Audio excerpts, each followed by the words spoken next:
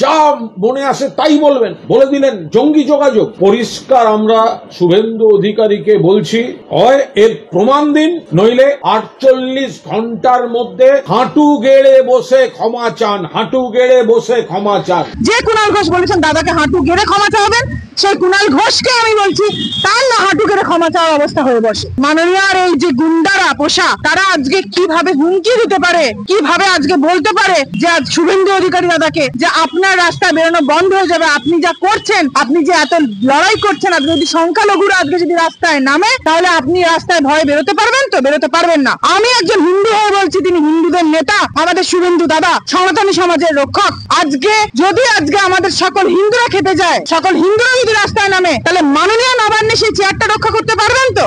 মাননীয় নবান্নে বসে থাকতে পারবেন তো? যেভাবে তিনি তার রাজ্যটাকে চালাচ্ছেন তিনি চালাতে পারবেন তো? যদি আজকে হিন্দুরা আজকে সেই জায়গায় প্রতিবাদ করে, তাই কুণাল ঘোষ মহাশয়ের এই কথার আমি তীব্র প্রতিবাদ জানাচ্ছি। শুধু প্রতিবাদ নয়, ব্যবস্থাও যেটা নেওয়ার আমরা অবশ্যই নেব।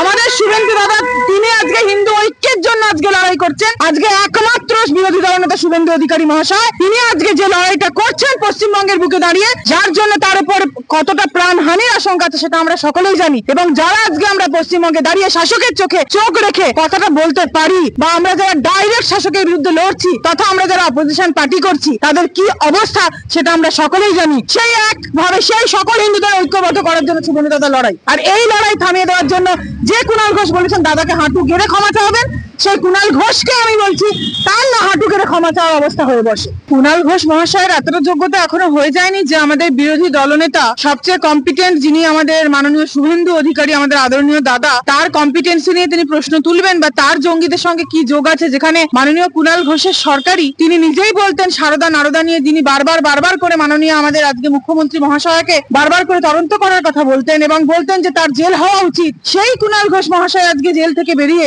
যেভাবে আজকে নৃত্য শুরু করেছেন, আজকে সেই সরকারের পা চাটার জন্য, আজকে সেই সরকারের চাপরাশি করছেন, আজকে বিরোধী দলনেতাকে অপমান করছেন, তার জন্য প্রথম তার নামে মানহানির মামলা কি হওয়া উচিত নয়? কুণাল ঘোষ মহাশয়কে আমি পাল্টা প্রশ্ন করছি। আজকে আমাদের দাদা শুভেন্দু দাদা তিনি যেখানে আজকে এই জায়গায় দাঁড়িয়ে যেভাবে তিনি প্রতিবাদ করছেন কাগজ ছিঁড়ে, আজকে কি মাননীয় মমতা বন্দ্যোপাধ্যায় সেই দিনগুলো মনে পড়ে না? তিনি যখন সংবিধানের বইটা ছিঁড়ে টেবিল চাপড়ে যখন হাঙ্গামা ঝামেলা করেছিলেন, যখন ফিজিক্যালি যে মুভমেন্ট গুলো করা হয়েছিল, সেই জায়গাটা কি আজকে মাননীয় মুখ্যমন্ত্রী মহাশয়ের মনে পড়ছে না? কুণাল ঘোষ মহাশয় কি সেটা আজকে ভুলে গিয়েছেন?